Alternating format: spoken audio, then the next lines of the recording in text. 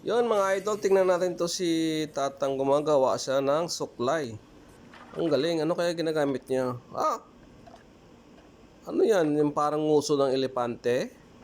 Yan ba yung ginagamit niya pang suklay? Yan nga. Hinati niya sa gitna, tapos iniinit, tapos pinaplat yung ano ng elepante. Tapos, mayroon siyang mga sariling sukatan. Yan, sinukat niya na. Tapos, pinaputol-putol niya ng mano-mano mga idol. Pag nakahorma na siya, ngayon, anong gagawin niya? Ayun! Nilalagyan niya na ng parang ngipin-ngipin. Pag once na nalagyan na ng ngipin-ngipin, yan, lilinisin niya isa-isa. Ayan, pinapakinis na po yan niya idol. Galing ano? Ano ng elepante? Katibay.